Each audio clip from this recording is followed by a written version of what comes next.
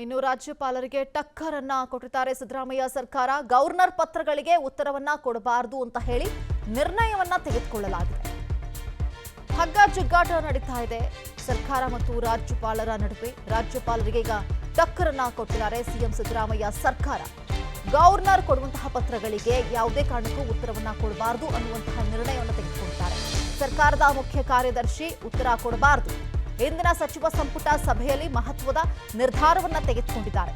ರಾಜ್ಯಪಾಲರ ಯಾವುದೇ ಪತ್ರಗಳಿಗೆ ಉತ್ತರಿಸದಂತೆ ನಿರ್ಣಯವನ್ನ ತೆಗೆದುಕೊಂಡಿದ್ದಾರೆ. ಸಚಿವ ಸಂಪುಟದಲ್ಲಿ ಯಾವುದೇ ಪತ್ರ ಬರೆದರೂ ಕೂಡ ಕ್ಯಾಬಿನೆಟ್ನ ಗಮನಕ್ಕೆ ತರುವುದಕ್ಕೆ ಸೂಚನೆಯನ್ನ ಕೊಟ್ಟಿದ್ದಾರೆ. ಪ್ರಾಸಿಕ್ಯೂಷನ್ಗೆ ಅನುಮತಿ ಕೊಟ್ಟಾಗಿನಿಂದ ಈಗ ರಾಜ್ಯಪಾಲರ ಮೇಲೆ ಸರ್ಕಾರ ಗರಂ ಆಗಿದೆ. ಕಾರ್ಯದರ್ಶಿ ಬದಲು ಸಂಪುಟದ ಮೂಲಕವೇ ಸರ್ಕಾರದ ಉತ್ತರ ಕೊಡುವುದಕ್ಕೆ ಅಗತ್ಯವಿದ್ದರಷ್ಟೇ ರಾಜ್ಯಪಾಲರಿಗೆ ಉತ್ತರವನ್ನ ಕೊಡುವುದಕ್ಕೆ ಸರ್ಕಾರ ನಿರ್ಧಾರವನ್ನ ತೆಗೆದುಕೊಂಡಿರುವಂಥದ್ದು. ಪ್ರಾಸಿಕ್ಯೂಷನ್ಗೆ ಅನುಮತಿ ಕೊಟ್ಟಾಗಿನಿಂದ ಈಗ ಥಾವರ್ ಚಂದ್ ಗೆಹ್ಲೋಟ್ ಮತ್ತು ಸರ್ಕಾರದ ನಡುವೆ ಹಗ್ಗ ಜಗ್ಗಾಟ ನಡೀತಾ ಇದೆ.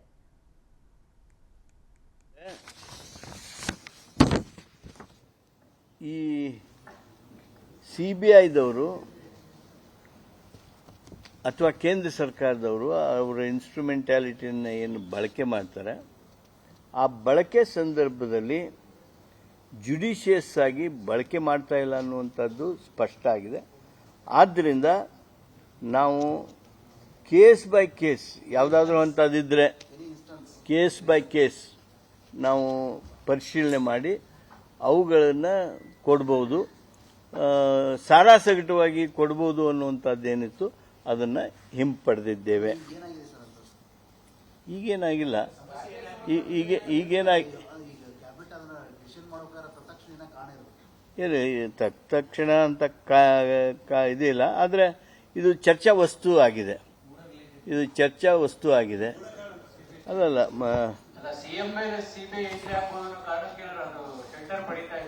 ಅಲ್ಲಲ್ಲಿ ಈಗ ಇದರ ಬಗ್ಗೆ ಮತ್ತಷ್ಟು ಮಾಹಿತಿಯನ್ನು ಕೊಡ್ತಾರೆ ನಮ್ಮ ಪ್ರತಿನಿಧಿ ಹನುಮಂತು ಲೈವ್ ಅಲ್ಲಿ ಜಾಯ್ನ್ ಆಗಿದ್ದಾರೆ. ಹನುಮಂತು, ಈಗ ರಾಜ್ಯಪಾಲರಿಗೆ ಟಕ್ಕರನ್ನು ಕೊಡೋದಕ್ಕೆ ಸರ್ಕಾರ ಈ ಒಂದು ನಿರ್ಣಯವನ್ನ ತೆಗೆದುಕೊಂಡಿದೆ. ಯಾವುದೇ ಕಾರಣಕ್ಕೂ ಪತ್ರಗಳಿಗೆ ಉತ್ತರವನ್ನ ಕೊಡಬಾರದು ಅಂತ. ನಮ್ಮ ಸಂವಿಧಾನದ ಅಡಿಯಲ್ಲಿ ಈ ರೀತಿಯಾದಂತಹ ಒಂದು ಅವಕಾಶ ಇದೆಯಾ? ಒಂದು ವೇಳೆ ಇದೇ ರೀತಿಯಾಗಿ ಮುಂದುವರೆದ್ರೆ ಸರ್ಕಾರ ಮತ್ತು ರಾಜ್ಯಪಾಲರ ನಡುವೆ ಹಗ್ಗ ಜಗ್ಗಾಟ ಮತ್ತಷ್ಟು ಕಂಟಿನ್ಯೂ ಆಗುವಂತಹ ಸಾಧ್ಯತೆ ಇದೆಯಾ ಹನುಮಂತು?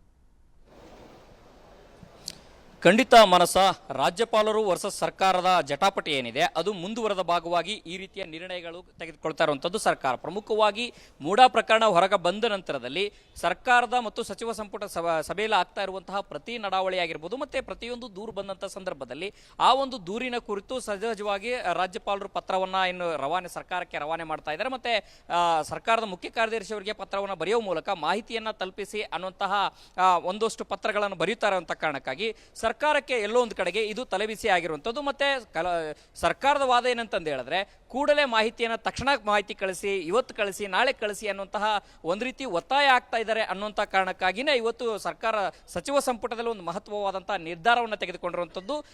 ರಾಜ್ಯಪಾಲರಿಗೆ ಅಗತ್ಯ ಬಿದ್ದರೆ ಒಂದು ವೇಳೆ ರಾಜ್ಯಪಾಲರು ಬರೆಯುವಂತಹ ಪತ್ರಕ್ಕೆ ಇನ್ನು ಮುಂದೆ ಸರ್ಕಾರದ ಮುಖ್ಯ ಕಾರ್ಯದರ್ಶಿಗಳಾಗಿರ್ಬೋದು ಅಥವಾ ಇಲಾಖೆ ಕಾರ್ಯದರ್ಶಿಗಳಾಗಿರ್ಬೋದು ಯಾರೂ ಕೂಡ ನೇರವಾಗಿ ಉತ್ತರ ಕೊಡುವಂಥದ್ದಾಗಲಿ ಅಥವಾ ಮಾಹಿತಿ ಕೊಡುವಂಥದ್ದಲ್ಲಿ ಆಗಬಾರ್ದು. ಅಲ್ಲಿಗೆ ಉತ್ತರ ಕೊಡುವಂಥದ್ದು ಅಥವಾ ಮಾಹಿತಿ ಕೊಡುವಂಥದ್ದಾದ್ರೆ ಅದು ಸಚಿವ ಸಂಪುಟದ ಗಮನಕ್ಕೆ ಬರಬೇಕು. ಸಚಿವ ಸಂಪುಟದಲ್ಲಿ ಚರ್ಚೆ ಆದ ನಂತರವೇ ರಾಜ್ಯಪಾಲರಿಗೆ ಹೋಗಬೇಕು ಅನ್ನೋಂಥ ಒಂದು ಮಹತ್ವವಾದಂತಹ ನಿರ್ಧಾರ ಇವತ್ತು ಕ್ಯಾಬಿನೆಟ್ನಲ್ಲಿ ಸಭೆಯಲ್ಲಿ ಆಗಿರುವಂಥದ್ದು. ಆ ಮೂಲಕ ರಾಜ್ಯ ಸರ್ಕಾರದ ವಿರುದ್ಧ ಏನು ರಾಜ್ಯ ಸರ್ಕಾರಕ್ಕೆ ಪತ್ರ ಚಳವಳಿಯನ್ನು ಶುರು ಮಾಡಿದಂತಹ ರಾಜ್ಯಪಾಲರ ನಡೆಗೆ ಈಗ ಸರ್ಕಾರ ಪರೋಕ್ಷವಾಗಿ ನೇರವಾಗಿ ಒಂದು ಈ ನಿರ್ಣಯವನ್ನು ತೆಗೆದುಕೊಳ್ಳುವ ಮೂಲಕ ಟಕ್ಕರನ್ನು ಕೊಟ್ಟಿರುವಂಥದ್ದು. ಮಾನಸ, ಓಕೆ, ಥ್ಯಾಂಕ್ ಯು ಹನುಮಂತು ನಿಮ್ಮೆಲ್ಲ ಡೀಟೇಲ್ಸ್ಗಾಗಿ. ಇನ್ನು ಸಿಎಂ ಸಿದ್ದರಾಮಯ್ಯ ರಾಜೀನಾಮೆಗೆ ಬಿಜೆಪಿ ಆಗ್ರಹ ಮಾಡ್ತಾ ಇದೆ. ಸಿಎಂ ನೀವು ಬಣ್ಣ ಬದಲಾಯಿಸಬೇಡಿ, ರಿಸೈನ್ ಮಾಡಿ ಅಂತ ಹೇಳಿ ಸಿಟಿ ರವಿ ಹೇಳ್ತಾ ಇದ್ದಾರೆ. ಸಿಎಂ ಸಿದ್ದರಾಮಯ್ಯ ರಾಜೀನಾಮೆ ಕೊಡ್ತಾರೆ ಅಂತ ಹೇಳಿ ಸೋಮಣ್ಣ ಹೇಳ್ತಾ ಇದ್ದಾರೆ. ವಿಪಕ್ಷ ನಾಯಕರು ಕೊಡ್ತಿರುವಂತಹ ಹೇಳಿಕೆಗಳಿದು. ರಾಜೀನಾಮೆಯನ್ನ ಕೊಡಲೇಬೇಕು ಅಂತ ಹೇಳಿ ಪಟ್ಟನ್ನ ಹಿಡಿದಿದ್ದಾರೆ. ಪ್ರೊಟೆಸ್ಟ್ ನ ಕೂಡ ಮಾಡಿದ್ರು.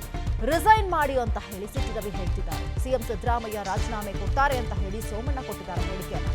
ನೈತಿಕತೆ ಇದ್ರೆ ರಾಜೀನಾಮೆಯನ್ನ ಕೊಡಿ ಅಂತ ಹೇಳಿ ಜನಾರ್ದನ್ ರೆಡ್ಡಿ ಹೇಳಿದ್ದಾರೆ. ರಾಜೀನಾಮೆ ಕೊಟ್ಟು ದೊಡ್ಡ ಮನುಷ್ಯನಾಗಿ ತನಿಖೆಯನ್ನ ಎದುರಿಸಿ ಅಂತ ಹೇಳಿ ಜಗ್ಗೇಶ್ ಕೊಟ್ಟಿರುವಂತಹ ಹೇಳಿಕೆ ಇದು.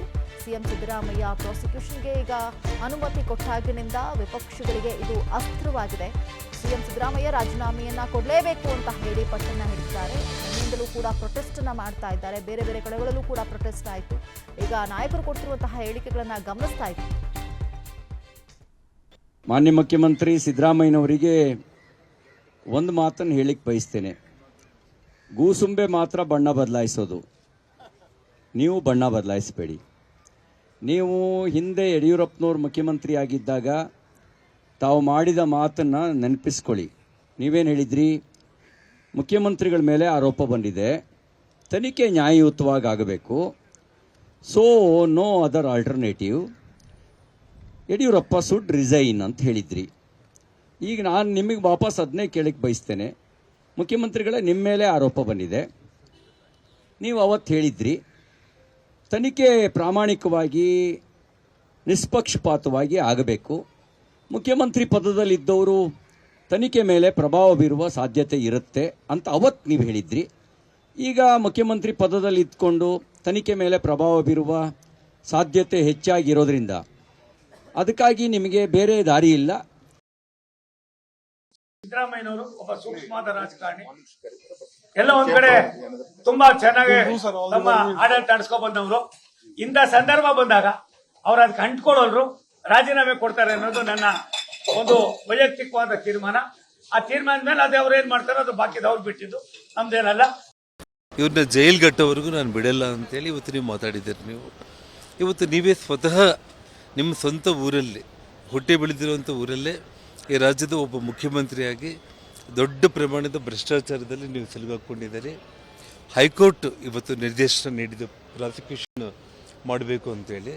ನನ್ನ 40 ವರ್ಷದ ರಾಜಕಾರಣದಲ್ಲಿ ನೈತಿಕತೆ ಬಗ್ಗೆ ಅಂತೇಳಿ ಪದೇ ಪದೇ ಮಾತಾಡೋ ಸಿದ್ದರಾಮಯ್ಯನವರು, ಅವರು ಕಾಣಿಸಿದ್ದೇ ಜನರಿಗೆ ಒಂದು, ಅವ್ರ ನಿಜವಾದ ಮುಖವಾಡ, ಅವರು ಭ್ರಷ್ಟಾಚಾರದ ವ್ಯಕ್ತಿ ಅಂತೇಳಿ ಇವತ್ತು ಇಡೀ ರಾಜ್ಯಕ್ಕೆ ಬಟ್ಟ ಬಯಲಾಗಿದೆ. ಇವತ್ತು ಯಾವುದೇ ಕಾರಣಕ್ಕೂ ಕೂಡ ಈ ರಾಜ್ಯಕ್ಕೆ ಬಂದಾಗ ಸಿದ್ದರಾಮಯ್ಯ ಅವರನ್ನ ನೋಡಿದಾಗ ನಾನು ವೈಯಕ್ತಿಕವಾಗಿ ಬಹಳ ಖುಷಿ ಪಡ್ತಿದ್ದೆ.